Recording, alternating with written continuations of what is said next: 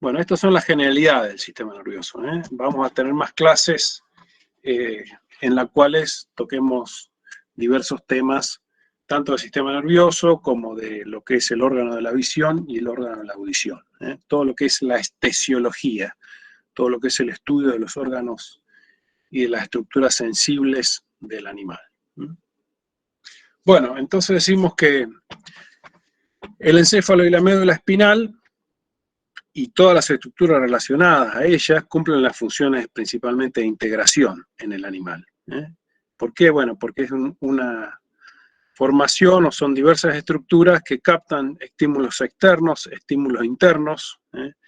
Y relacionan ese cuerpo del animal, digamos, hacia el interior o hacia el exterior, ¿eh? Genera respuestas desde el punto de vista locomotor, desde el punto de vista emocional, desde el punto de vista de la secreción de hormonas, regulando e integrando todos los otros sistemas, el sistema digestivo, el sistema locomotor, el sistema urinario, todo lo que esté bajo control hormonal también tiene una influencia regulada en general por el sistema nervioso.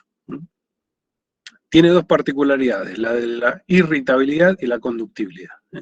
Lo de la irritabilidad significa, digamos, que a partir de estímulos y de órganos receptores, los capta y los convierte en potenciales de membrana que estimulan, digamos, una percepción de sensación. Y luego lo conduce. El estímulo, digamos, entre comillas, como decimos, viaja por las fibras nerviosas y por los centros superiores, se elabora y trata de emitir en general una respuesta. La respuesta es una respuesta en general que decimos de adaptación, de adaptación mediata, de adaptación inmediata, etc. Bueno, ¿cuál es la unidad funcional de este sistema? Bueno, es la neurona. Ahora vamos a ver qué tipo de neurona hay. Ahí en ese gráfico tienen graficadas 3 neuronas multipolares. Y arriba a la derecha tienen lo que sucede cuando uno eléctricamente mide lo que sucede con ese poder de irritabilidad.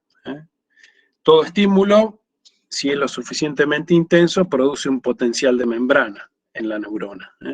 ¿Qué es el potencial de membrana? Bueno, es un cambio brusco de lo que son las cargas a ambos lados de la membrana, que produce una despolarización de la neurona y posteriormente una repolarización. Entonces, a medida que esa membrana se va despolarizando, se genera el estímulo, el potencial de acción y el viaje, digamos, entre comillas, a través de las fibras hacia los centros superiores o incluso la respuesta hacia centros motores, o hacia músculos estriados, por ejemplo, del organismo. Bueno, ¿y por qué se tiene que repolarizar posteriormente esa membrana? Bueno, para que no quede hiperpolarizada y que pueda seguir cumpliendo la función de este transporte por vía de potencial de membrana. ¿Por qué habíamos hablado del estímulo que sea suficiente? Bueno, porque si el estímulo es insuficiente, no logra generar ese potencial de acción. Entonces los órganos sensibles, digamos, responden con lo que se dice de la ley del todo o nada. Un estímulo o provoca la despolarización o no la logra provocar. Bueno, las neuronas son millones dentro del organismo y cómo se comunican entre sí o cómo se transporta ese potencial de membrana entre las diversas neuronas y ganglios y centros superiores, en general a través de lo que tienen representado ahí debajo a la izquierda, como lo que sería la sinapsis. La sinapsis consta de un mecanismo de contigüidad entre neuronas interconectadas, en el cual en un botón terminal, ¿sí?, se produce la descarga a una hendidura sináptica que está entre medio. A ver si alcanzo a mostrar con mi flecha. Aquí, ¿se ve el dedo? Bueno, esa sería la hendidura sináptica, a la cual la membrana de la neurona presináptica vuelca neurotransmisores. Estos neurotransmisores son captados por la membrana postsináptica, y acá se produce una estimulación que puede producir que esa despolarización se siga transmitiendo entre neurona y neurona, o puede producir el efecto contrario, una inhibición, por ejemplo, si esa membrana queda hiperpolarizada por un neurotransmisor, digamos que sería de función depresora o neutralizadora. Bueno, los neurotransmisores en el cuerpo son múltiples. Existe la acetilcolina, la glicina, la serotonina, la adrenalina y la noradrenalina. Y según el tipo de fibra nerviosa o de ubicación dentro del encéfalo de ese núcleo, hay predominio de uno u otro tipo de neurotransmisor. Bueno, y esta es la neurona dibujada en una forma muy sencilla y esquemática. Tiene un cuerpo que está aquí ubicado, cuerpo o soma, y tiene ramificaciones que son las dendritas, que son las que se conectan con otras neuronas. A través de las dendritas, una neurona puede establecer contacto con prácticamente 1000 de neuronas vecinas. Y así, de esta forma, digamos, las conexiones de sinapsis son efectivas y rápidamente, digamos, conducen el estímulo de un lado al otro del cuerpo. Bueno, del cuerpo de esa neurona existe un cono, del cual parte una prolongación bien larga y más gruesa que las dendritas. Eso se conoce con el nombre de axón. Este axón, por supuesto, también establece comunicación con otras neuronas o incluso, con las placas neuroterminales motoras. También se ramifica, existe una arborización terminal y la presencia de botones, ¿sí?, los cuales tienen, de nuevo, los neurotransmisores en su interior. Bueno, a su vez, hay otros dos tipos de neuronas, que en general tienen ubicaciones muy específicas. Las neuronas más comunes de encontrar son las multipolares, que fue las que describimos recién. Ahí la tienen nuevamente dibujada en la figura A. Fíjense que esa es una neurona multipolar que está llegando a inervar en su placa terminal a musculatura. Entonces ahí tienen las fibras musculares y a través de los botones terminales descarga los neurotransmisores, por ejemplo, acetilcolina, que permiten la contracción de las fibras musculares. Al medio tienen lo que se conoce con el nombre de neurona bipolar, que se caracteriza porque, bueno, las dendritas se juntan en un tronco común, que sería este por acá, que llega al cuerpo celular. Y después de ahí parte el axón, que también termina en los botones terminales. Esta neurona, por ejemplo, la encontramos situada en la mucosa olfatoria o incluso en ganglios espinales. Bueno, y un tercer tipo de neurona es la que se denomina unipolar, también llamada por algunos autores pseudo-unipolar. Y es parecida a la anterior, pero tiene la diferencia de que el axón y las dendritas salen del cuerpo como un grueso tronco común, que posteriormente se divide y forma, digamos, las dendritas y el axón en otro lado o en una dirección opuesta.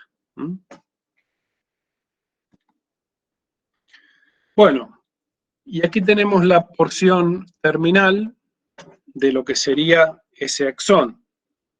Fíjense que ahí tienen el botón terminal, la hendidura sináptica, y aquí tienen la membrana postsináptica de la siguiente neurona en la cadena de transmisión. Bueno, este sería el axón, que en realidad está cortado, ¿sí? Y cabe destacar que en lo que es la parte periférica del sistema nervioso central se encuentra recubierto por una vaina de mielina, que es la mielina en sí es una sustancia lipídica que lo que permite es servir de aislante, precisamente para ese potencial eléctrico que se genera en la membrana y que éste se pueda transmitir rápidamente.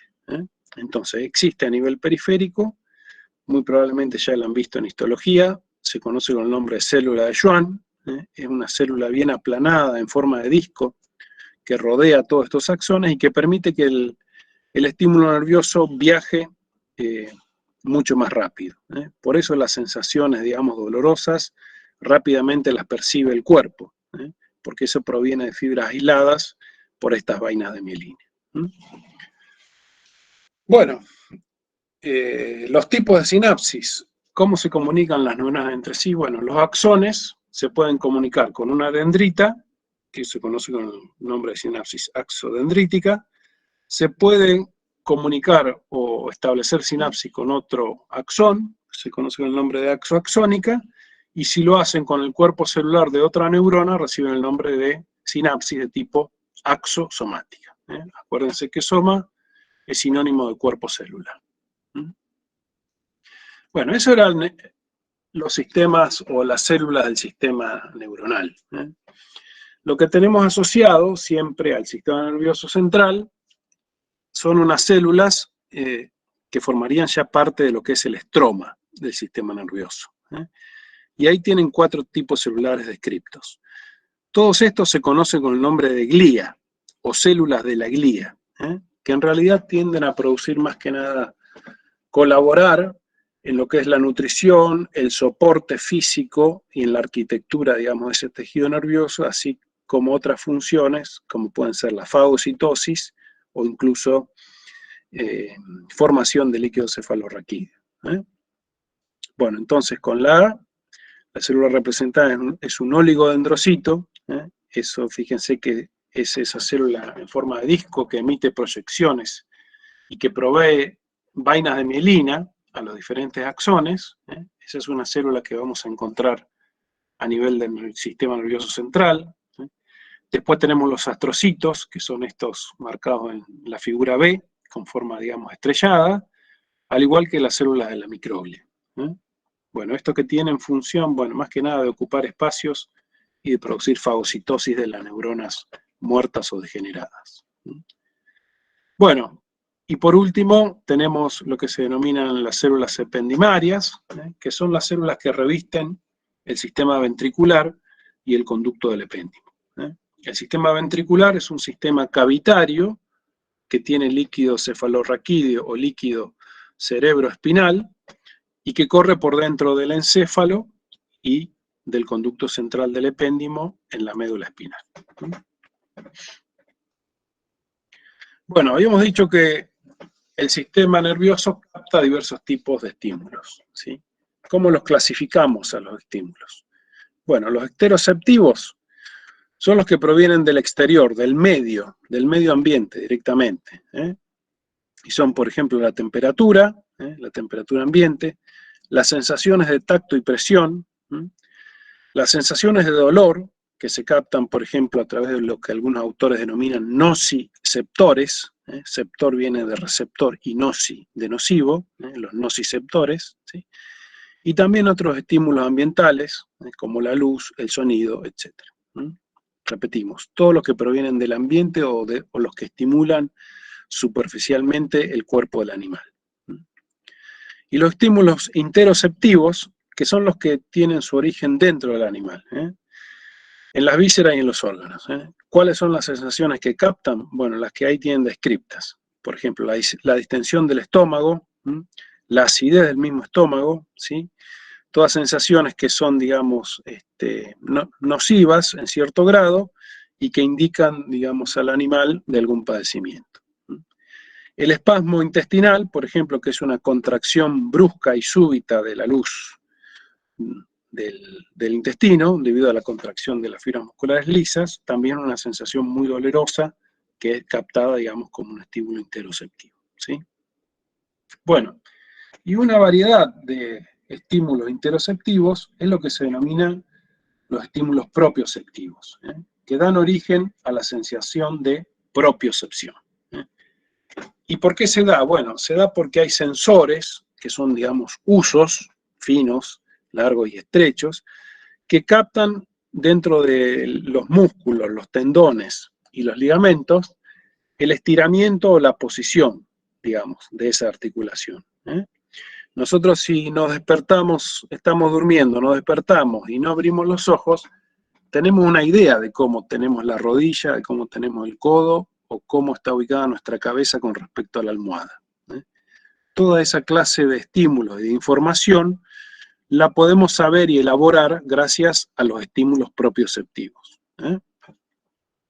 Bueno, y un tipo especial de propiocepción es la que tenemos en el oído interno, que es la sensación del equilibrio. El oído interno capta dos sensaciones, una esteroceptiva, como es el sonido, ¿sí? Y la otra es propioceptiva, que brinda la información del equilibrio al propio animal. Bueno, el sistema nervioso, más que nada, y en una forma, digamos, muy estricta, muy rígida, se clasifica de diversas formas. Las clasificaciones, lamentablemente, son estrictas y poco tienen que ver, digamos, con la funcionalidad. Entonces, desde el punto de vista anatómico, al sistema nervioso lo clasificamos en una parte central y una periférica. La parte central es aquella que está toda recubierta por tejido óseo, sea en la cabeza la bóveda craneana o cavidad craneana, y en la médula espinal por la formación del raquis, por las vértebras, constituida por el cuerpo y los arcos vertebrales. Entonces, como el tejido nervioso es un tejido muy lábil, muy friable, muy frágil, necesita de una buena cobertura que lo proteja. Eso lo logra gracias a estos huesos que acabamos de describir, ¿sí? Bueno, y está íntimamente conectado ese sistema nervioso central con la emergencia de nervios y pares craneales, que es lo que denominamos sistema nervioso periférico, ¿sí? Periférico porque está, digamos, distribuido en toda la periferia del organismo y al contrario de lo que sucede con el central, no tiene, digamos, una protección ósea tan neta. Los nervios espinales son los que salen precisamente de la espina, del raquis, se originan a partir de la médula espinal. Y los pares craneales son los nervios que tenemos en la cabeza, que se originan directamente del encéfalo, y como son de la cabeza y son pares, bueno, los nervios espinales también son pares, no hay que confundirse, se le denomina pares craneales. Pares craneales. A su vez, existen unas formaciones que están dadas por conglomerados de cuerpos neuronales que se denominan ganglios. En los ganglios lo que hay, repetimos, es un acúmulo de cuerpos neuronales y lo vamos a encontrar periféricamente, incluido en general en el trayecto de diversos nervios, ¿sí? Los nervios y los ganglios, o los nervios aisladamente, cuando se anastomosan, por así decirlo, constituyen los plexos. El ejemplo típico que ustedes ya conocen, por ejemplo, la formación del plexo braquial, ¿sí? Que inerva todo el miembro torácico. Bueno, eso es desde un punto de vista estrictamente anatómico o topográfico, ¿sí? Pero desde el punto de vista funcional, a su vez hay otra clasificación, que es la parte del sistema nervioso somática. Soma, acuérdense que representaba cuerpo, y hace referencia en general a que son las partes voluntariamente o conscientemente manejadas por el animal y por la conciencia. ¿Está?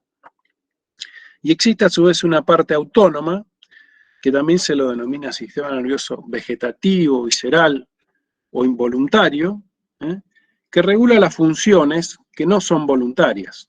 Por ejemplo, el ritmo cardíaco, el ritmo respiratorio, la vasodilatación de los vasos del tejido subcutáneo o la vasoconstricción, la llegada de más o menos sangre al tubo digestivo en base a si ese animal está, por ejemplo, en un periodo postprandial. Entonces, esas son todas sensaciones o respuestas que involuntariamente, el animal regula. Y está dado por un sistema que tiene tres componentes: una parte simpática, una parte parasimpática y una parte intramural.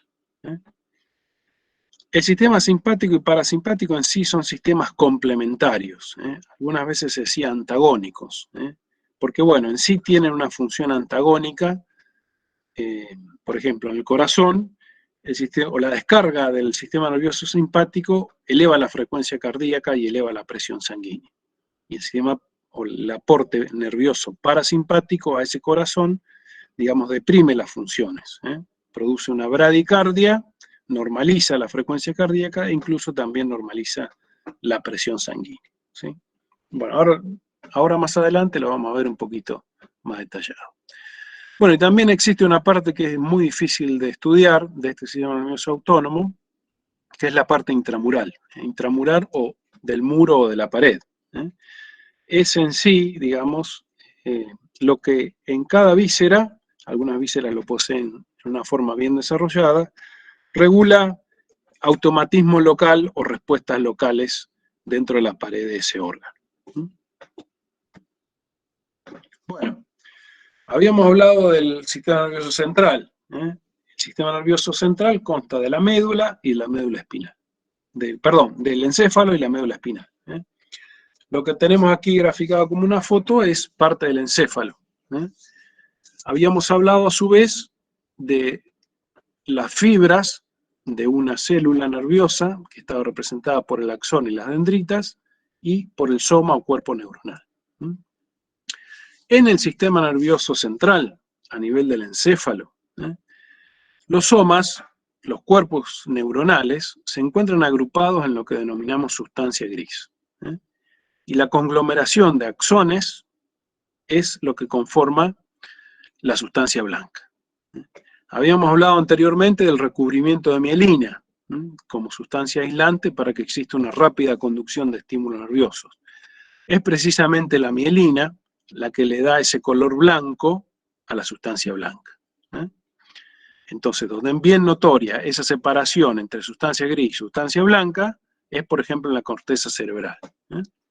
Entonces, ahí tienen graficado tanto macroscópicamente como histológicamente cómo encontramos cuerpos celulares en sustancia gris y fibras, fibras o axones. Cuando decimos fibra neuronal, estamos dándolo prácticamente como un sinónimo de axón en la sustancia blanca. Esto es en el encéfalo, ¿sí? La médula espinal, que es el otro componente del sistema nervioso central, tiene los dos mismos tipos de tejidos, sustancia gris y sustancia blanca. Pero la diferencia es que la vamos a encontrar invertida en cuanto a su posición. En el encéfalo la sustancia blanca es central y la gris periférica, y en la médula espinal se da la inversa. La sustancia gris es central y la sustancia blanca es periférica. Ahora vamos a nombrar algunas cosas que necesitamos saber para la nomenclatura. Y en sí algo, si bien ya vimos, lo vamos a definir un poco mejor. Entonces, en base a lo que es clasificación de sistema nervioso central o periférico, nombramos a los agrupamientos de células o de somas, mejor dicho, de cuerpos o de somas, y de las fibras. Entonces, a nivel central, al núcleo lo definimos como un conglomerado de cuerpos neuronales. Un ejemplo de esto es el núcleo rojo. ¿Y por qué se destacan los núcleos en el encéfalo? Bueno, porque están metidos o inmiscuidos en lo que es la sustancia blanca. Entonces, ahí podemos establecer bien con nitidez ese conglomerado de cuerpos dentro de la sustancia blanca. Lo que es un fascículo haz o tracto es un conglomerado de fibras, y son, repetimos, todos los axones de las diversas neuronas que tienen un origen y un destino común que se conglomeran precisamente para transmitir el estímulo nervioso entre una región y un núcleo o una estructura integradora. El funículo o cordón, bueno, esto es lo que vamos a encontrar exclusivamente en médula espinal. La médula espinal tenía sustancia blanca periféricamente agrupada en tres cordones que topográficamente vamos a denominar funículo dorsal, funículo lateral y funículo ventral. Funículo o cordón lo usamos indistintamente como sinónimo, ¿sí? Esto, repetimos, son estructuras dentro del encéfalo y la médula espinal. Por eso lo denominamos como centrales. Pero si nos vamos a lo que son las estructuras periféricas, los diversos ganglios o fibras nerviosas que encontramos por fuera de ese estuche óseo, algunos nombres cambian. Entonces, el ganglio era lo que antiguamente teníamos como núcleo en el sistema nervioso central. Entonces, al acúmulo de somas neuronales en forma periférica lo pasamos a llamar ganglio, ¿sí? El nervio, esto para ustedes va a ser fácil de entender, es la conglomeración de fibras o de axones que internamente en lo que era la estructura central denominamos fascículo. Entonces acá le cambiamos el nombre y pasa a denominarse nervio. Como ustedes han estudiado, por ejemplo, el nervio radial, el nervio cubital, el nervio ciático. Todos esos son ejemplos de nervios. Y el plexo es la conformación de una red, sea de nervios o de nervios y ganglios. El ejemplo que ya vimos hoy, el plexo braquial, para inervar, por ejemplo, el miembro torácico. Bueno, y acá tenemos un corte transversal de una parte del encéfalo, en la cual vemos bien la disposición de sustancia gris y sustancia blanca. Sustancia blanca, fíjense, es esto que tenemos todo por acá, y esta corteza periférica, se nota que tiene un cambio de color, es lo que se denomina sustancia gris, ¿sí?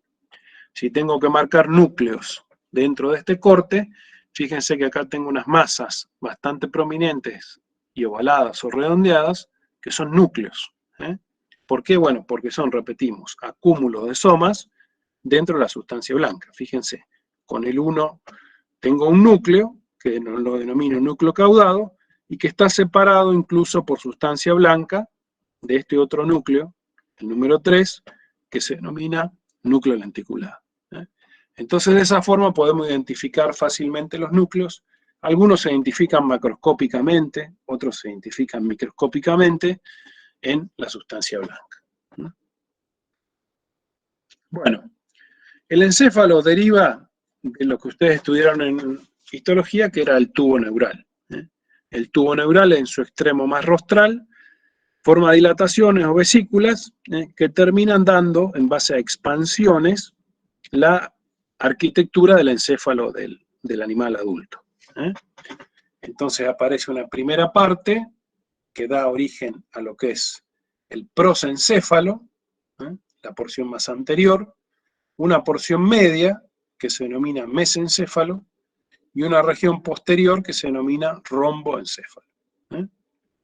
El tubo neural, fíjense, esta es la evolución de la forma de 3 vesículas a 5 vesículas a el encéfalo ya constituido. Fíjense que persiste una luz de ese tubo neural todo a lo largo de la transformación de este encéfalo. Entonces, esa luz se expande dentro de las distintas vesículas y formaciones que se van dando. Entonces, ¿qué queda determinado? Bueno, internamente al encéfalo queda formado una luz que se denomina sistema ventricular. En cada parte del encéfalo hay una parte que se corresponde a la luz de este sistema ventricular. Por ejemplo, en el prosencéfalo tenemos los ventrículos laterales, que corresponderían al primero y al segundo, ventrículos laterales, y comunican con un tercer ventrículo que responde a la porción del diencéfalo, ¿sí? Ese tercer ventrículo comunica con un acueducto mesencefálico al cuarto ventrículo, ¿sí? Y este cuarto ventrículo se continúa directamente con el conducto ependimario o conducto del epéndimo, que es el que corre por dentro de la luz de la médula espinal. Esto que tenemos dibujado acá es la médula oblonga, con el número 3B, que insensiblemente se continúa con la médula espinal que corre por el canal raquídeo.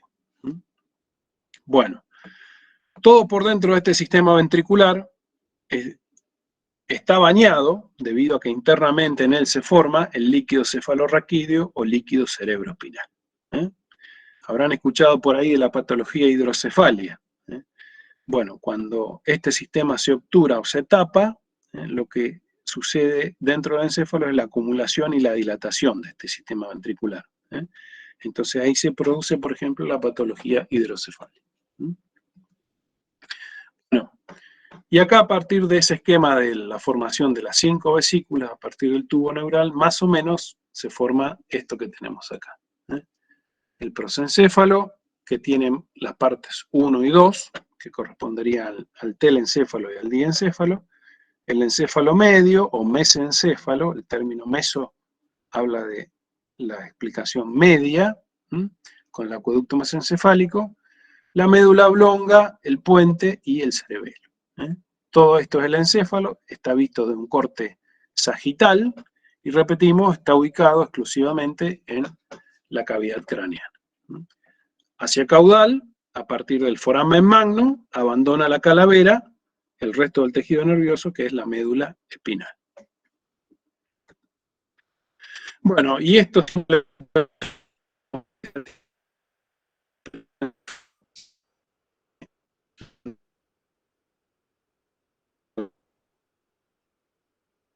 parte, si miran aquí la columna de la derecha, conserva o posee parte de la luz del sistema ventricular.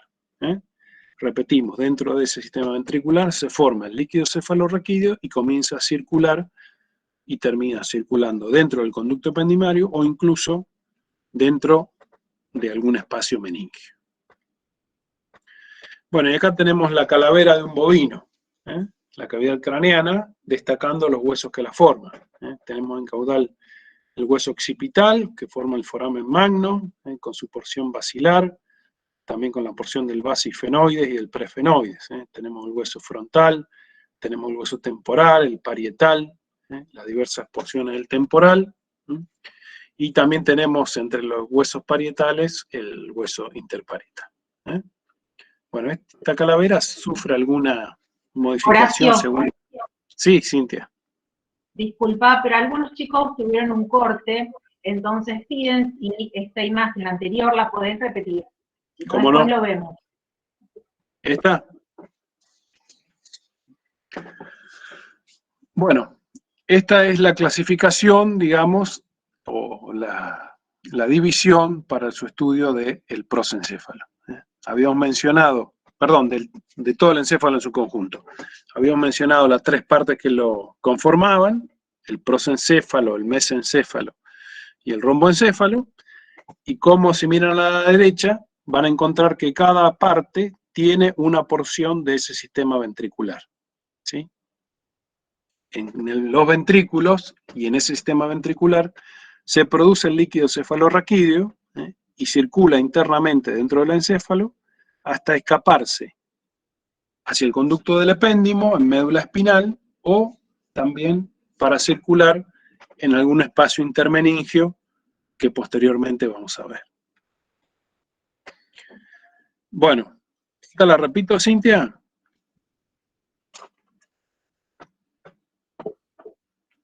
Sí, Horacio, porque fue cuando fue el corte ese y como que todos estaban esperando que repitas la anterior, así que se pasó. Bueno, bárbaro. Bueno, esta es la calavera de un bovino, y acá lo que destacamos, digamos, es la conformación de la cavidad craneana y los huesos que intervienen. El occipital, que principalmente nos interesa conocer la presencia del foramen magno, a través del cual continúa dentro del raquis la médula espinal, su porción basilar, la porción del hueso basifenoides, del prefenoides, y hacia dorsal y hacia lateral el resto de los huesos que tienen descrito aquí. El parietal, el interparietal, el hueso temporal, que es este que ven acá, y rostralmente el etmoides. El frontal lo que produce es este gran seno frontal, que incluso tiene un divertículo adentro de la luz del cuerno. Bueno, y acá tengo la misma especie, el bovino, con el encéfalo en posición. Fíjense que todo esto que tengo aquí es el cerebro, es parte, digamos, del prosencéfalo. Aquí tengo el cerebelo, la médula oblonga, y el resto del mesencéfalo y el diencéfalo. ¿Sí? Como esto es un corte sagital, veo precisamente cómo a partir de médula oblonga hacia el raquis, esa porción central se continúa como médula espinal. Rostralmente a la cavidad craneana, tengo separado por el etmoides la cavidad nasal. ¿Sí? Habíamos descrito también huesos de la base, la porción basilar del occipital y el basifenoides me separan esa cavidad craneana de lo que es la porción más dorsal de la faringe. ¿Está? Bueno, Y en las diversas especies, el encéfalo tiene una ubicación similar. Sin embargo, según los huesos del cráneo, y principalmente en base al desarrollo de ese seno frontal, y también en base al desarrollo de la fosa temporal, va a haber, digamos, alguna variación en la posición de ese encéfalo. Recién lo habíamos descrito para bovino. Fíjense el equino, que prácticamente no tiene desarrollado el seno frontal, como todo el encéfalo es una masa bastante próxima a todos los huesos del cráneo. Mientras que el porcino y el bovino en general tienen algún hueso, o por así decirlo, un poco mejor protegido su encéfalo del resto de la superficie de la cabeza. Bueno, el humano, debido a su gran desarrollo de lo que es el encéfalo, por supuesto, tiene una masa cerebral bien desarrollada.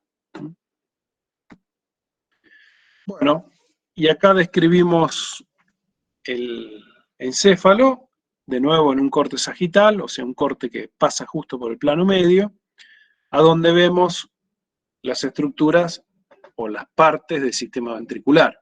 Habíamos dicho que hay dos ventrículos laterales, que se corresponderían al primero, al segundo, un tercer ventrículo, que es este que tengo por aquí, rodeando al tálamo, un acueducto mesencefálico hacia caudal del tercer ventrículo que lo comunica con el cuarto ventrículo, que es este que tengo entre el cerebelo y la médula oblonga. Entonces, ese líquido cefalorraquídeo se va a estar produciendo en estas estructuras que tengo aquí dibujadas, que son relativamente pequeñas, que son como si fueran un ovillo de capilares, que se denominan plexos coroideos. En cada ventrículo de ese encéfalo hay un plexo coroideo que hace un ultrafiltrado sanguíneo y que produce ese líquido cefalorraquídeo. ¿Por qué es importante el líquido cefalorraquídeo? Bueno, porque provee de principalmente amortiguación, incluso se cree que hasta puede llegar a transportar algún tipo de hormona, y que impide fisiológicamente la trasudación, por ejemplo, de algunos antibióticos o incluso de anticuerpos adentro del tejido nervioso. Entonces, por ejemplo, el famoso antibiótico penicilina, que sabemos que es muy bueno, no atraviesa o no alcanza a ser filtrado por esta barrera. Entonces, la disponibilidad del antibiótico adentro del tejido nervioso está totalmente limitada porque no atraviesa, digamos, esta barrera que se denomina barrera hematoencefálica. Fisiológicamente, funcionalmente, ese plexo coroideo impide que las macromoléculas, describimos el caso de la penicilina, también pueden ser, por ejemplo, los anticuerpos circulantes en sangre, no puedan trasudar o pasar hacia ese tejido nervioso. Es como si fuera una protección fisiológica hacia ciertas sustancias. Bueno, ese líquido cefalorraquídeo circula dentro del sistema ventricular. ¿Cómo lo hace? Bueno, lo hace en sentido rostro-caudal.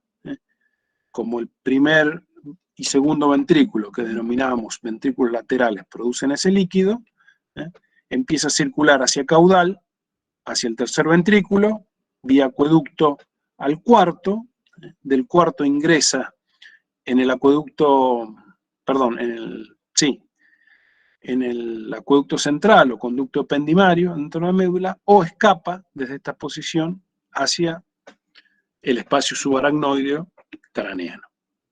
Siempre se está produciendo ese líquido, continuamente, y continuamente tiene que estar siendo reabsorbido. Bueno, y esta es la vista de la cara basal del encéfalo. ¿Qué destacamos? Bueno, una región relativamente aplanada. Si la comparo al resto de los hemisferios cerebrales, que son relativamente ovoideos y curvos, la base del encéfalo es relativamente plana, ¿sí?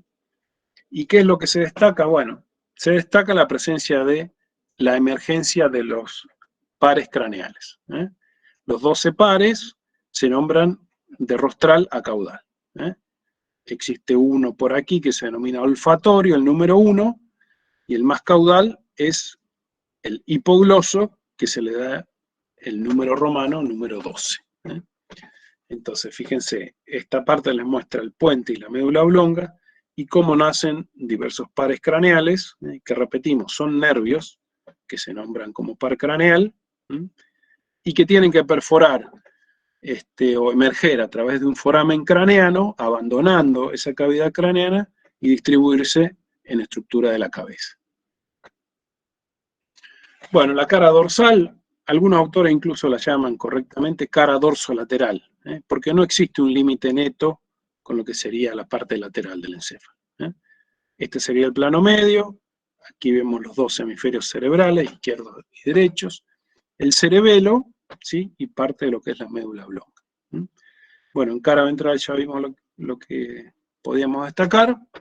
Hay, por supuesto, un montón más de estructuras para destacar, pero solo hicimos hincapié en los pares craneales. Fíjense, esta es la cara lateral, y aquí me queda la cara basal. El corte sagital ya más o menos lo vimos, por eso lo pasamos. Bueno, y acá tengo la comparación de esa cara dorsolateral entre el perro y el caballo. ¿Qué es lo que vemos en estas especies que son relativamente buenas en cuanto a su desarrollo, digamos, en la escala zoológica? Bueno, una corteza bien desarrollada, ¿sí? Por supuesto, el hombre tiene mucho más desarrollado el encéfalo que el resto de las demás especies, por eso, digamos, las funciones y lo que ha desarrollado comparativamente a los animales. Bueno, todo esto que veo aquí en la corteza es lo que se denominan giros o circunvoluciones. Todos estos tejidos en forma de cordón superficialmente es lo que denomino circunvoluciones, ¿sí? Las circunvoluciones entre sí están separadas por surcos. ¿Está? Entonces, ¿para qué me sirve conocer algunas circunvoluciones de referencia? Bueno, más que nada para establecer lo que serían los diversos lóbulos de esa corteza. Existe un lóbulo frontal, un lóbulo occipital, un temporal y un parietal. Esos 4 lóbulos, digamos, se establecen anatómicamente en las diversas especies en base a la disposición de los surcos. Estas especies que nosotros estudiamos son girencefálicas, como decimos, porque presentan giros o circunvoluciones en su corteza. Existen otras especies, por ejemplo, la rata, el pollo, que son lisencefálicos. La corteza cerebral es lisa, no tienen estas estructuras bien desarrolladas. Bueno, eso era lo relativo a encéfalos, ¿sí? La otra parte del sistema nervioso central es la médula espinal, ¿sí?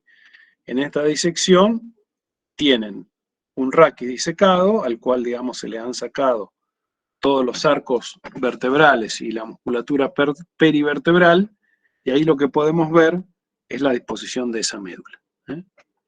A cada lado de la médula van naciendo los diversos nervios espinales.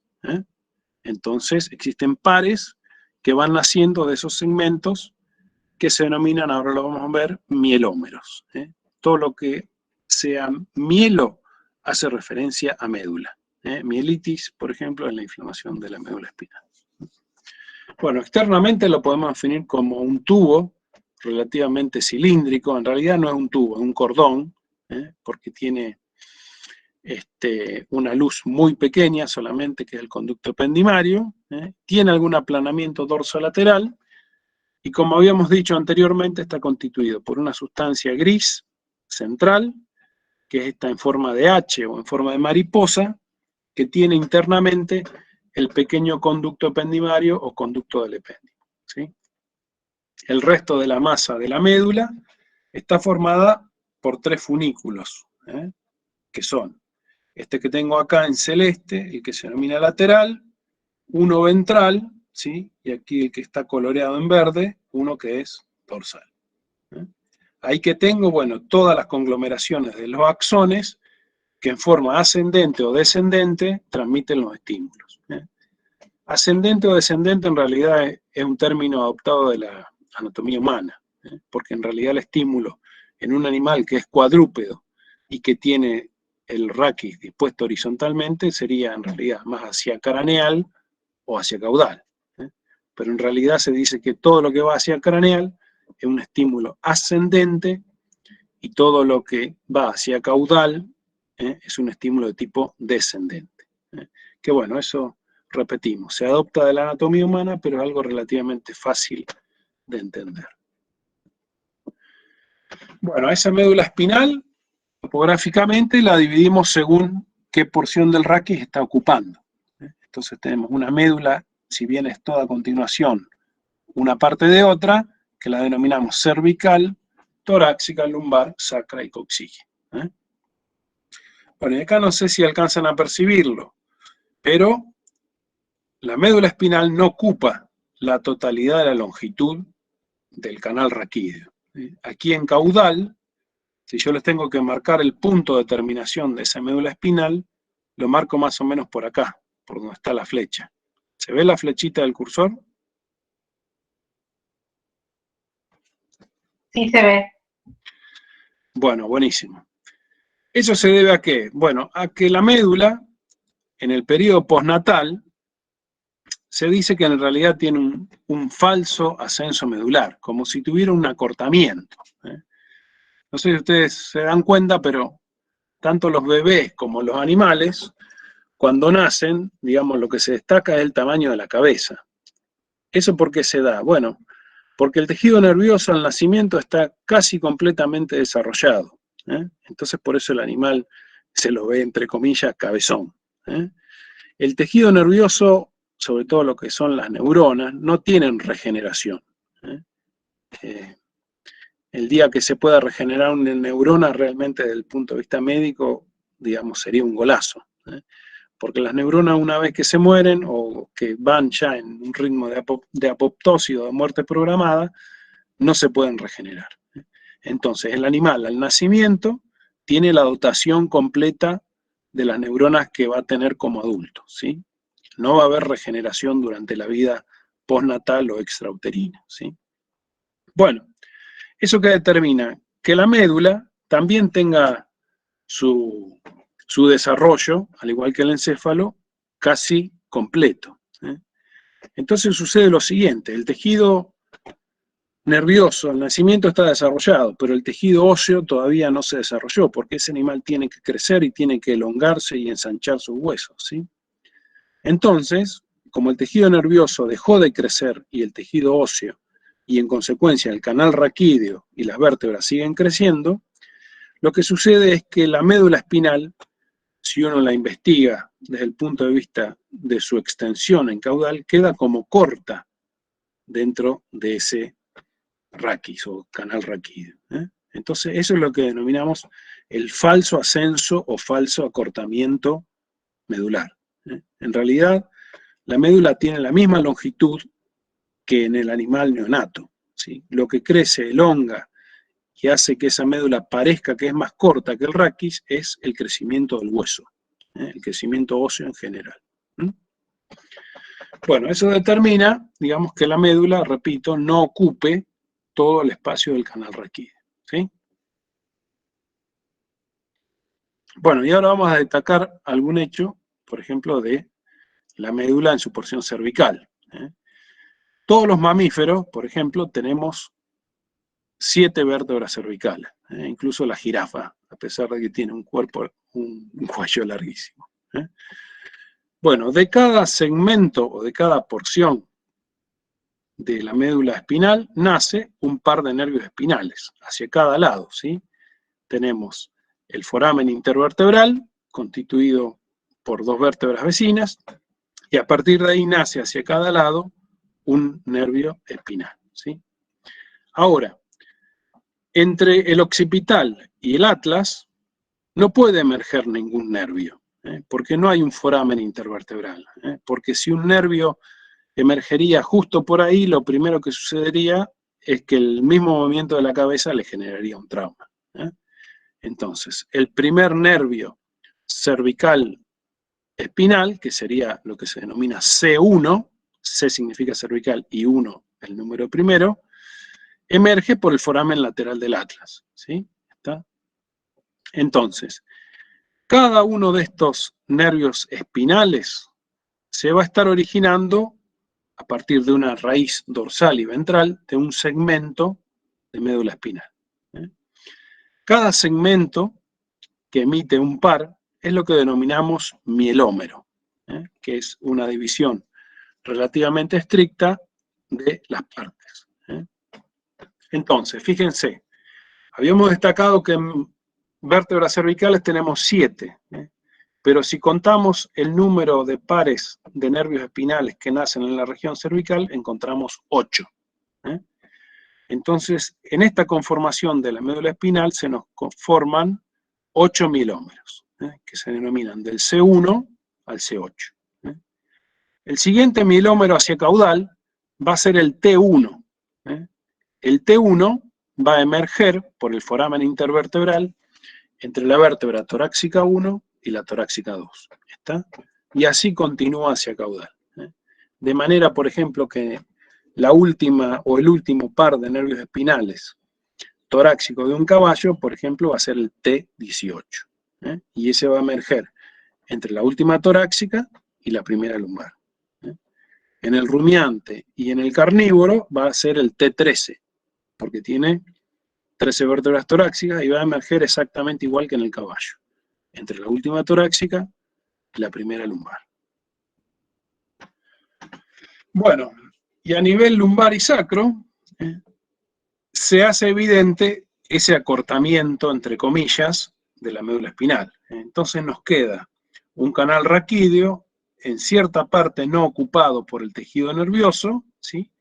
Pero sí ocupado por los nervios espinales, que tienen que hacer un recorrido mucho más largo dentro del canal para llegar al foramen intervertebral correspondiente.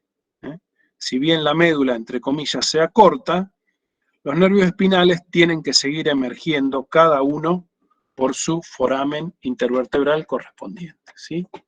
Entonces, eso, por ejemplo, produce que los nervios espinales tengan un recorrido mucho más largo por dentro del canal, dando este aspecto de un ramillete de nervios que se denomina cauda equina.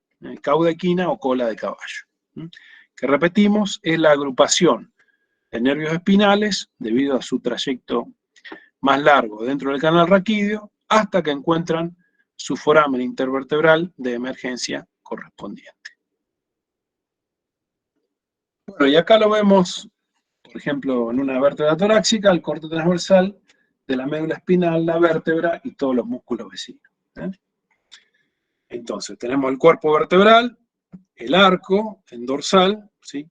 Centralmente tengo la médula, las meninges, que después vamos a mencionar someramente cuáles son, y la formación de los nervios espinales, ¿sí? El nervio espinal se forma a partir de ese mielómero, ¿sí? Por cada mielómero tengo una raíz dorsal, que sería esta, una raíz ventral, ¿sí? Las dos se unen, forman lo que se denomina el tronco del nervio espinal, ¿sí? Que ya por fuera del foramen intervertebral correspondiente se divide en ramas. Cada par de nervios espinales, repito, se divide en ramas. La rama dorsal queda una rama medial y una rama lateral, y después la rama ventral, que se termina subdividiendo en una rama o porción superficial y una profunda. Bueno, a su vez, asociado a la raíz dorsal, fíjense que acá hay una estructura relativamente elongada, fusiforme. Eso es un ganglio, es lo que se denomina el ganglio espinal, ¿sí? Puede estar ubicado hacia aquí, adentro del canal, o incluso, como lo tienen dibujado aquí, bien en la proximidad al foramen intervertebral. Bueno, esta es la médula espinal. Habíamos descrito que centralmente existe la sustancia gris, con forma de H o con forma de mariposa, y por fuera los 3 funículos de sustancia blanca. El canal del epéndimo está ahí, es muy chiquito realmente, y transporta líquido cefalorraquídeo. Bueno, asociada a esta médula espinal tenemos 3 meninges. Las meninges son membranas que protegen y que llevan vasos sanguíneos a la médula espinal. Y se denominan dura madre, aracnoides y pía madre. Eso es desde afuera hacia adentro, ¿sí? Dura madre, aracnoides y pía madre. Y entre las tres meninges se forman diversos espacios que vamos a ver luego más adelante.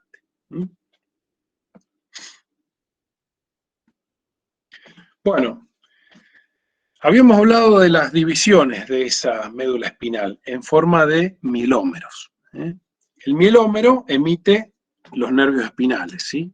Los nervios espinales, a través de estas ramas que recién describíamos, parte de la rama dorsal o de la rama ventral, van a ir a inervar las partes del cuerpo.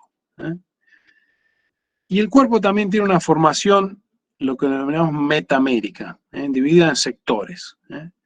Más o menos, ¿cómo son esos sectores? Bueno, es como si fueran fetas transversales al cuerpo del animal. Entonces, a cada par de nervios espinales corresponde una parte derivada de los metámeros embriológicos. Entonces, acá tenemos graficado, por ejemplo, en el flanco de un caballo, cómo esta área sombreada, marcada con el número 1, corresponde a la inervación del par de nervios espinales T18, el último torácico, ¿sí? Después tenemos sombreada la parte número 2, que correspondería a el lumbar 1, que se denomina ilio hipogástrico, ¿sí? Y tenemos la parte número 3, que se correspondería con la inervación del nervio lumbar 2, que también se denomina ilio inguinal.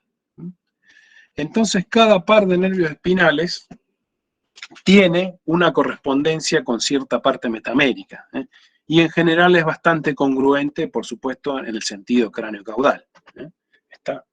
Hay ciertas excepciones. Por ejemplo, el par craneal número 11, espinal accesorio, si bien tiene un origen intracraneano, inerva, por ejemplo, alguna estructura del cuello, ¿sí? O el nervio frénico, por ejemplo. El nervio frénico, si bien nace de las raíces quinta, sexta y séptima cervical, terminan inervando el diafragma, que está mucho más allá, digamos, de su origen. Pero bueno, en general hay que saber esto. Importa desde el punto de vista clínico-quirúrgico, tanto para abordar con anestesias locales o como para provocar ciertos reflejos en el animal a la hora de explorarlo, la distribución de cada par de nervios espinales sobre el cuerpo. Bueno, recién hablamos de lo que era un arco reflejo, ¿sí? Esto está graficado en una forma muy esquemática, ¿sí? Pero tiene que ver con todo lo que veníamos hablando de los estímulos y de la respuesta al principio de la clase. En general, los receptores de la piel son los que son estimulados por un estímulo externo, se estimulan, se produce esa despolarización y el estímulo viaja por una fibra que se denomina aferente, una neurona sensitiva. Horacio, se cortó, por favor, repetí de vuelta esa parte. Bueno, el estímulo esteroceptivo estimula la piel. Aquí se produce la captación del estímulo, se transporta por una neurona que denominamos aferente, que es una neurona sensitiva. Fíjense, estas estructuras elongadas que tienen aquí no es más que la representación de las células de Schwann sobre la fibra nerviosa. Ese estímulo a través de la fibra llega a este ganglio, que se lo describí recién, es el ganglio espinal, que está asociado a la raíz dorsal y que lo encontramos topográficamente ubicado a nivel del foramen intervertebral. Este es el ganglio que, les repito, está asociado a la raíz dorsal. Ese estímulo viaja, penetra desde la raíz dorsal hacia el interior, hacia la sustancia gris. Aquí encontramos una célula que se denomina interneuronas, o también células intercalares, que producen una conexión y sinapsis con estas neuronas que encontramos en la parte ventral de la sustancia gris, que son las responsables de emitir la respuesta. Como la respuesta va a ser motora, por ejemplo, la retracción de la pata ante un pinchazo, es lo que se denomina motoneurona. Esa célula que repetimos está aquí ubicada en ventral de la sustancia gris de la médula espinal. Entonces, a partir de aquí comienza la respuesta. ¿La respuesta cuál va a ser? Bueno, la contracción de los músculos estriados y la retracción del miembro. Entonces el estímulo viaja, entre comillas, hacia el órgano efector, que el órgano efector en este caso son las fibras musculares, ¿sí? Siempre que hablamos de respuesta, se habla en general de respuesta motora, pero no todas las respuestas son motoras. Por ejemplo, la secreción de jugo gástrico o de jugo pancreático por estos dos órganos es una respuesta.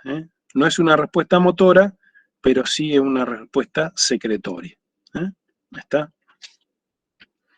Bueno, este arco reflejo también tiene su ejemplo en el arco reflejo rotuliano, cuando se golpea el tendón rotuliano y la pierna, digamos, pega una pequeña patadita en forma de respuesta. Esto es lo que se conoce como arco reflejo simple. ¿Por qué simple? Bueno, porque involucra una respuesta refleja que involucra un mielómero solamente, exclusivamente, ¿sí? A una corta parte de la médula espinal. Y es totalmente involuntario. Por eso se le llama también simple. Bueno, este era el gráfico del reflejo, lo pasamos, ya lo hemos descrito, ¿sí? Y ahora dejamos todo lo que era el sistema nervioso central. Ahora vamos a lo que es sistema nervioso periférico, que decíamos es una división relativamente arbitraria y que involucra el sistema nervioso periférico a los nervios craneales o pares craneales, a los nervios espinales, de los cuales algo recién ya hablamos, ¿sí? Y también involucra a ciertos ganglios, que están también ubicados en forma periférica, o sea, por fuera del raquis y de la cavidad craneana. Bueno, los nervios craneanos, ya dijimos cómo se nombraban, del 1 al 12 en secuencia rostro-caudal, y además de tener funciones mixtas, o sea, sensitivas y motoras, como cualquier par de nervios espinales, tienen lo que se denominan funciones a las sensaciones especiales. ¿Cuáles son esas sensaciones especiales? Bueno, la olfacción, la visión, la audición, la gustación y el equilibrio. ¿Está? Entonces, estos nervios espinales, estos pares craneales, se caracterizan porque tienen lo que se denomina un núcleo de origen, que es su núcleo u origen real, una emergencia superficialmente en alguna cara o en alguna estructura del encéfalo. Acuérdense cuando les mostré la cara basal del encéfalo, ahí veíamos cómo emergían aparentemente ciertos pares craneales, y tienen una función, algunos de ellos, no todos, que puede ser denominada del tipo especial. Bueno, vimos recién en el arco reflejo lo que era una vía aferente y una vía eferente. Entonces, algunos pares craneales tienen fibras aferentes somáticas, y otros la tienen viscerales. Y a su vez, en base a si tienen una información de tipo general o especial, hablamos de que a esos pares craneales lo puedo clasificar en este tipo de función. En aferentes o eferentes somáticas y viscerales, y a su vez en generales y especiales. Por ejemplo, lo que ya vimos, la retina, que es el origen real del nervio óptico, capta la luminosidad del ambiente, ¿sí? Y en el oído interno se capta, además de la audición, el sentido del equilibrio. En este caso, el octavo par craneal o vestíbulo coclear capta la sensación especial del sonido ambiental. Al igual que la retina, que habíamos dicho, capta la luminosidad. Bueno, eso entonces, ¿cómo lo clasifico? Como una vía aferente somática especial. Una vía aferente visceral general se da en los vasos y las vísceras de la cabeza. ¿Cuáles son las vísceras de la cabeza? Bueno, por ejemplo, la faringe, la laringe. Una vía aferente visceral especial, también con captación de sensaciones especiales, es lo que es la olfacción y la gustación. El nervio olfatorio o primer par craneal capta, digamos, la sustancia odorífera del ambiente, ¿sí? Mientras que la gustación, por ejemplo, en parte es captada por el séptimo par craneal o nervio facial. Bueno, a todos estos estímulos en general viene una respuesta general visceral. Por ejemplo, la contracción de la musculatura de la faringe misma, de la secreción de las glándulas, glándulas nasales, glándulas mucosas de la misma faringe, y la contracción o la estimulación o depresión sobre el músculo cardíaco. ¿Por qué estamos hablando del corazón si estamos refiriéndonos a los pares craneales? Bueno, el nervio vago, si bien tiene su origen craneano, es un nervio que desciende por el cuello y llega prácticamente a distribuirse dentro del tórax. Al ser un nervio tan largo, aporta fibras para el corazón, para el plexo cardíaco. Bueno, también existe una vía eferente visceral especial que se da exclusivamente en lo que son estructuras embriológicas derivadas de los arcos branquiales. Esto está compuesto por estructuras inervadas por los pares craneales 9, 10 y 11, o glosofaringio, vago y espinal accesorio. El espinal accesorio, por ejemplo, era el que les mencioné que se comporta como un nervio espinal, porque solamente tiene una función mixta, o sea, sensitiva y motora, y no se sabe bien por qué, pero se origina a nivel craneano y termina inervando musculatura cervical. Bueno, y los nervios espinales, ya lo hemos descrito, pero tienen en sí un componente que es mixto, o sea, motor y sensitivo, y a su vez se le suma un componente del sistema nervioso autónomo. Acuérdense que el sistema nervioso autónomo era aquel que habíamos descrito como con una función simpática o parasimpática. La parte intramural del sistema nervioso autónomo, esa no la nombro aquí como componente del nervio espinal porque son componentes de la pared, del mismo órgano, y no de un nervio espinal. Bueno, entonces, a partir de esta función mixta y la sumatoria de ese componente autónomo, tenemos que un nervio espinal tiene una vía aferente somática general, que es la que recién describimos, con la estimulación de la piel y la respuesta de un músculo del miembro, por ejemplo, y también tiene esa parte como somática general que no solo involucra los músculos del tronco, sino que también algunos de la cabeza, porque en la cabeza hay músculos que necesitan ese tipo de inervación. Bueno, eso era lo que es organización del sistema nervioso periférico. Acuérdense, 12 pares craneales con una función especial. Hay componente también autónomo en estos pares craneales, pero solamente se corresponde a la porción parasimpática del sistema nervioso autónomo. El sistema nervioso simpático del autónomo también tiene distribución en la cabeza, pero lo hace de otra forma que vamos a ver más adelante con la teoría de sistema nervioso autónomo. Entonces, recuerden eso, pares craneales, funciones especiales, y algunos pares craneales tienen un componente de tipo parasimpático. Los nervios espinales tienen un componente mixto, o sea, motor sensitivo, y se le suma un componente autónomo. Bueno, ¿cómo funciona el sistema nervioso autónomo? Habíamos dicho que este es involuntario, por eso también se le llama visceral, que regula las funciones basales de todo animal inconscientemente, como por ejemplo, habíamos dicho, la regulación de la frecuencia cardíaca, la respiratoria, la micción, o sea, el acto de orinar, la secreción de vísceras huecas, como por ejemplo la estimulación o la depresión de la secreción de jugo gástrico, de la bilis, del jugo pancreático. En general, repetimos, son funciones complementarias, siendo que uno la estimula y que otro la deprime. o la vuelve a frecuencias o actividades basales, por así decirlo, de reposo. El ejemplo típico es, bueno, el sistema nervioso simpático es aquello que prepara al animal para las situaciones estresantes, la huida, la pelea, y el sistema parasimpático se dice que es el normalizador, aquel que, por ejemplo, disminuye la frecuencia cardíaca después de que ese animal escapó del peligro. Bueno, en sí, quédense con esa palabra, complementariedad del sistema simpático y parasimpático.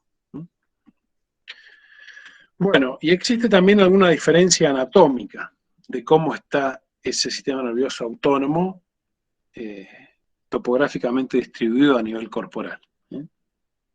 La división o la parte simpática tiene una emergencia medular, o sea, está incorporado, como algunos filetes nerviosos, a la parte torácica y lumbar de esos nervios espinales que derivan de la médula. Entonces se dice que tiene emergencia tóraco-lumbar, que los nervios espinales tóraco-lumbares tienen un componente, además del sensitivo y motor, asociado al sistema simpático, ¿sí? Yo ya les dije que algunos pares craneales tienen un componente parasimpático, y aquí los tienen listados, del oculomotor, el facial, el glosofaríngeo y el vago. Esos son los 4 pares craneales, ¿sí?, que además del componente que ya vimos, tienen fibras de tipo parasimpático que en general son estimuladoras de, por ejemplo, el facial estimula la secreción de la glándula lagrimal, del moco nasal y de las glándulas palatinas. El glosofaríngeo estimula la producción de saliva, por ejemplo, en la glándula parótida. Y el vago, habíamos dicho recién que si bien tiene origen craneal, termina prácticamente distribuido en la cavidad torácica. Entonces, lo que hace es disminuir la frecuencia cardiorrespiratoria o llevarla, digamos, a niveles basales y estimular la secreción de los jugos digestivos. Bueno, esa es la parte craneal parasimpática incluida en estos 4 pares craneales que recién decíamos. Pero también hay una parte espinal de ese parasimpático que emerge acompañando a unos nervios sacros. Esos nervios sacros son, por ejemplo, el S2, 3 y 4, o sea, nervio espinal número 2, 3 y 4, y que van a pasar a conformar el plexo pélvico. El plexo pélvico es un plexo mixto, como se dice. ¿Por qué? Porque tiene componente simpático y componente parasimpático, ¿sí? ¿Vamos bien hasta ahora? Sí. Bien.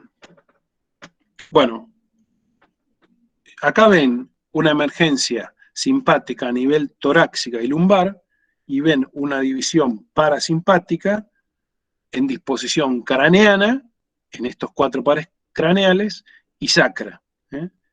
¿Qué pasa entonces con la parte cervical y la parte craneana? Bueno, la vamos a ver más adelante, pero también a través de ciertos nervios hay inervación de tipo simpática y parasimpática en cabeza y en cuello.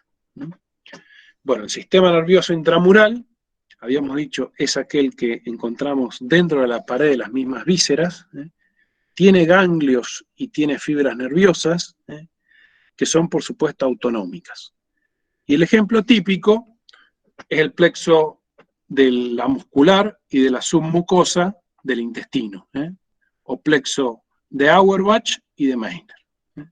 ¿Para qué sirve esta parte del sistema nervioso autónomo? Bueno, para autorregular localmente respuestas, como por ejemplo el flujo de sangre dentro de la mucosa y de la submucosa y el peristaltismo o el movimiento intestinal.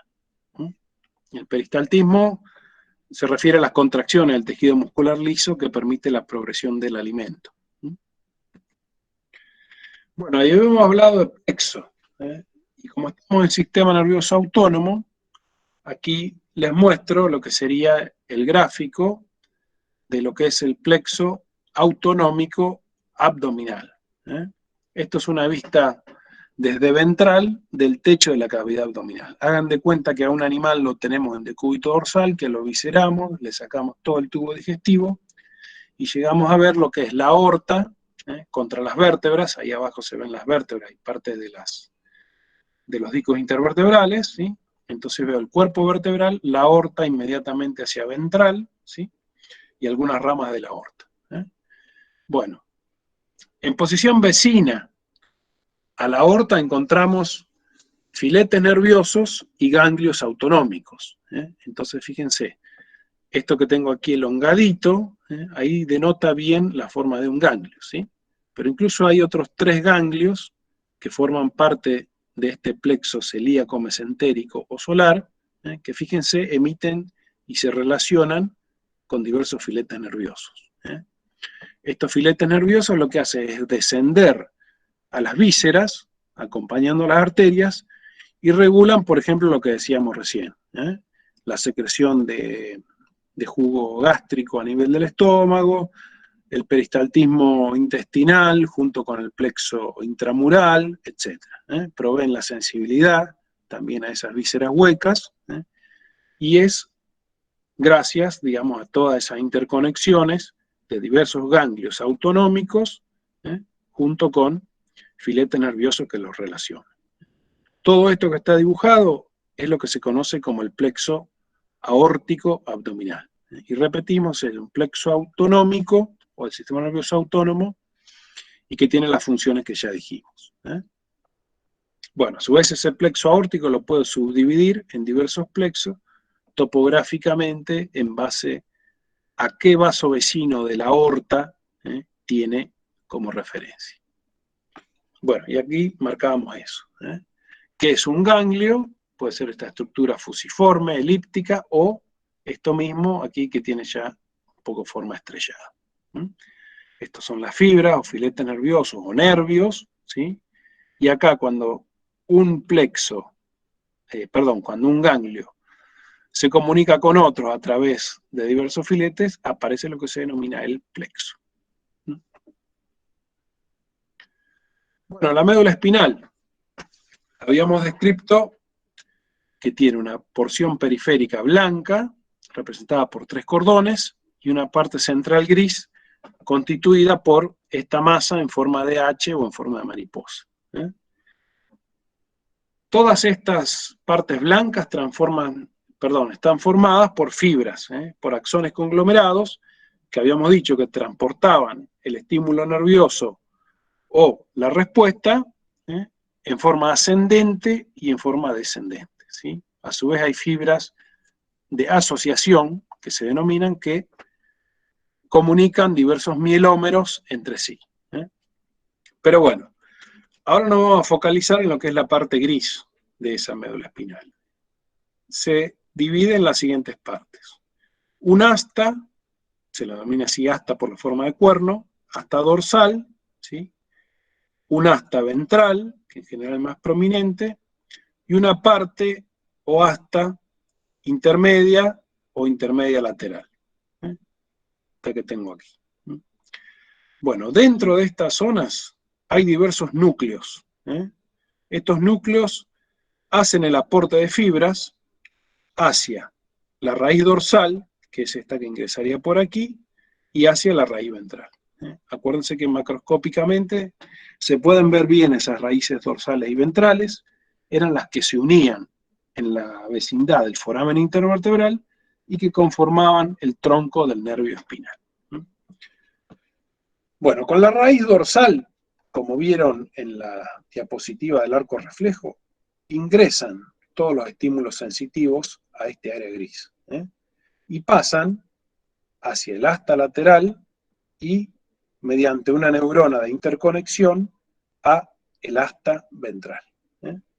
¿Eso por qué? Bueno, porque existe un área que es en la parte media víscerosensitiva y vísceromotora, y existe en el asta ventral una parte que es exclusivamente somatomotora. ¿Está? Entonces, las respuestas viscerales que recién decíamos, peristaltismo, espasmo, secreción de diversos jugos, tienen su respuesta condicionada o elaborada por neuronas que están en esta área, ¿sí? Las respuestas motoras, la locomoción voluntaria, el retiro del miembro ante un pinchazo en el arco reflejo, tienen su respuesta elaborada en neuronas que están en núcleos ubicadas en el asta ventral. Esa respuesta hacia las vísceras y hacia el cuerpo o hacia los músculos esqueléticos salen de estas dos áreas, tanto la tanto la viscerosensitiva o la visceromotora como la somatomotora, salen todas esas respuestas a través de la raíz ventral de cada nervio espinal. Entonces recuerden eso. Dorsalmente ingresan todo el tipo de sensación aferente, ¿sí? Las respuestas hacia las vísceras, sea la parte motora o la parte motora de la porción somática, emergen siempre, nuevamente, a través de la raíz ventral. Bueno, y algo ya describimos del nervio, de los nervios espinales, ¿sí? Tenemos una raíz dorsal, a la cual se asocia un ganglio espinal, una raíz ventral, ¿sí? Las dos se fusionan a nivel del foramen intervertebral y se forma el tronco del nervio espinal, ¿sí? Hacia la parte visceral existen también ramas, ¿sí? Y la aparición de un ganglio que tengo aquí, que se denomina ganglio paravertebral. Este ganglio paravertebral es autonómico, tiene funciones a nivel toracolumbar simpáticas, por ejemplo. Y bueno, y ahora vamos a agregarle lo que pasaba con el arco reflejo.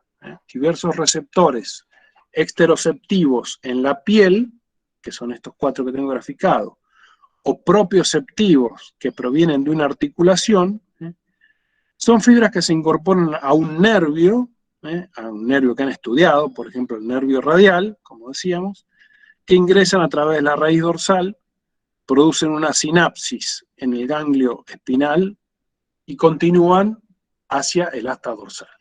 Todas las sensaciones sensitivas habíamos dicho que ingresan a través del asta dorsal.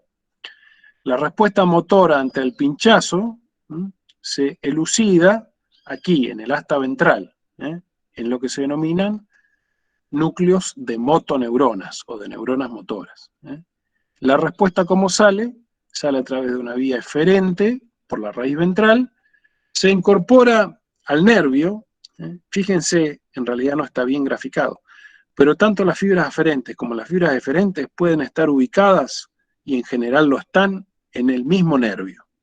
O sea, el nervio radial tiene fibras que transmiten estímulos en forma aferente, como en forma eferente la respuesta. Bueno, y habíamos dicho que a los nervios espinales se le anexaban fibras autonómicas. Por ejemplo, ¿para qué sirve una fibra autonómica en un nervio espinal? Bueno, pensemos en lo que pasa en la piel y en el subcutáneo de un animal. Un animal que es sometido a estrés, a nervioso o ante una situación de peligro, ¿qué hace? Ustedes lo conocen muy bien. El perro para los pelos del lomo o de la cruz, que se produce una piloerección, bien súbita, bien brusca. ¿Qué pasa con las glándulas sebáceas? Bueno, son estimuladas a secretar hacia la piel ese sebo.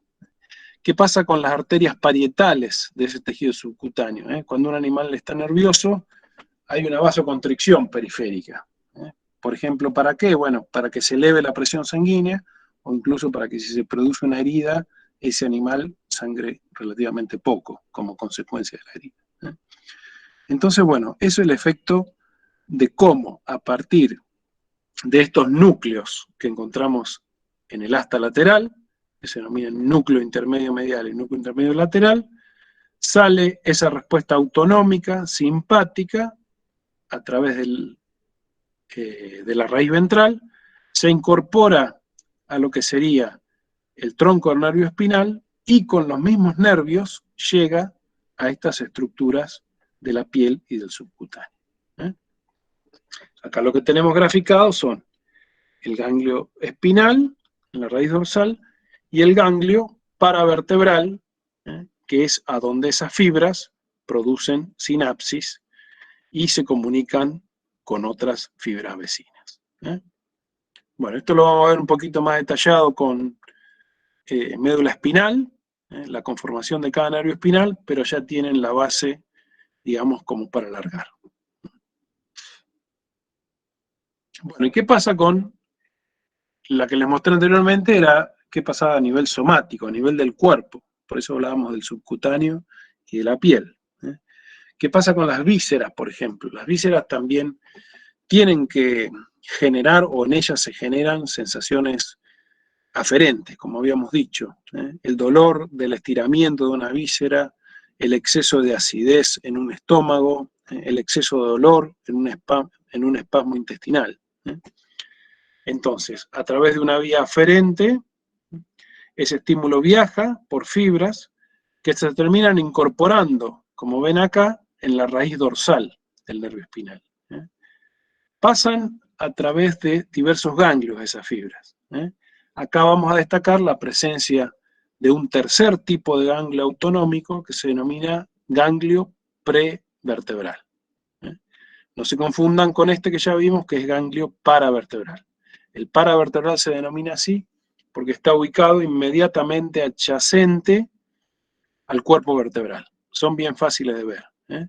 Y el ganglio prevertebral son los que les mostré situados vecinos a la aorta. Toda esa masa de ganglios y de filetes ubicadas contra la aorta estaba constituida como ganglios prevertebrales. Bueno, entonces, este estímulo a partir de la víscera pasa por el ganglio paravertebral, se incorpora a la raíz dorsal, realiza sinapsis. Aquí había muchas neuronas de tipo bipolar, continúa hacia ese estímulo hacia la raíz dorsal, llega a la zona lateral, ahí acuérdense teníamos dos núcleos, hay sinapsis dentro de las neuronas de esos dos núcleos, se elabora la respuesta que sale a través del asta ventral y de la raíz ventral, se incorpora al tronco del nervio espinal en un corto recorrido y se dirige hacia el ganglio paravertebral. El ganglio prevertebral. Ahí realiza sinapsis y posteriormente se da con una última fibra, que es una fibra de tipo postsináptica, como se dice, la llegada a la pared de ese órgano o a la mucosa de ese órgano con la consiguiente respuesta. Acuérdense que cuando hablamos de respuesta, todos nos imaginamos en general la respuesta motora, pero también hay respuestas que son de tipo secretorias. Bueno, habíamos hablado que el sistema nervioso central tiene un recubrimiento por meninges. Las meninges son estas tres membranas que se denominan desde afuera hacia adentro: dura madre, aracnoides y pia madre. Y aquí tenemos una disección donde se aisló todo lo que es la médula espinal de varias vértebras, a donde se ve la dura madre, que es la más externa, replegada, la aracnoides, que es esta que tenemos aquí, y la pia madre, que es esta que está en íntimo contacto con el tejido nervioso. Acá que se ven, bueno, las diversas raíces, en este caso serían las dorsales, cómo aparece ahí el ganglio espinal asociado, cómo se fusionarían raíz ventral y dorsal, y cómo emerge hacia cada lado el par de nervios espinales. Bueno, también lo vamos a ver un poco más en detalle, porque el meninge lo vamos a tratar como un tema especial, pero hay algunas diferencias entre cómo están dispuestas las meninges en la cavidad craneana y en el canal raquídeo. A nivel craneano sucede esto. Tenemos los huesos de la bóveda del cráneo, también recubiertos por una dura madre. Inmediatamente adyacente, por debajo de ella, encontramos la aracnoides, un gran espacio subaracnoideo, que es por donde circula el líquido cefalorraquídeo. Acuérdense que yo les comenté que el líquido cefalorraquídeo se producía en el sistema ventricular. llegaba hasta el cuarto ventrículo, que era el más caudal de todos, ubicado abajo del cerebelo, y a partir de ahí escapaba. Escapaba hacia el conducto ependimario o hacia el espacio subaracnoide. Hay unos pequeños forámenes en este cuarto ventrículo que permiten que el líquido cefalorraquídeo escape a este espacio subaracnoideo y recubra como una capa hidráulica a todo el encéfalo, que le sirva de protección. Bueno, sobre el espacio subaracnoideo circulan los capilares sanguíneos. Algo característico del tejido nervioso es que los vasos sanguíneos tienen una gran ramificación y solamente penetran vasos de pequeño calibre o capilares a irrigar el encéfalo. Porque imagínense, si una gran arteria con el pulso que tiene estaría atravesando el tejido nervioso, ese flujo pulsátil lo que daría sería un gran dolor de cabeza. Bueno, y algo característico respecto de los vasos es que no existen vasos linfáticos a nivel del tejido nervioso. No tiene para nada drenaje o formación también de tejido linfático. Eso es debido a que tiene, bueno, un espacio extracelular prácticamente muy, muy reducido. Bueno, las meninges a nivel craneano, acá tenemos una disección, esto sería la base del cráneo de un bovino, ¿sí?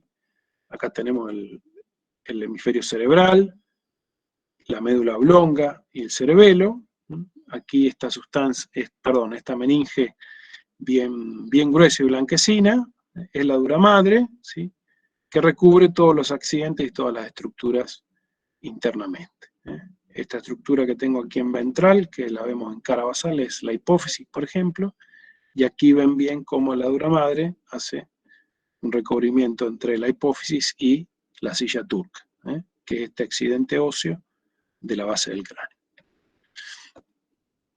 Bueno, a nivel craneano, esa dura madre se pliega y forma cierto tabicamiento interno, que también sirve para mantener bien aisladas y bien ubicadas las diversas partes del encéfalo.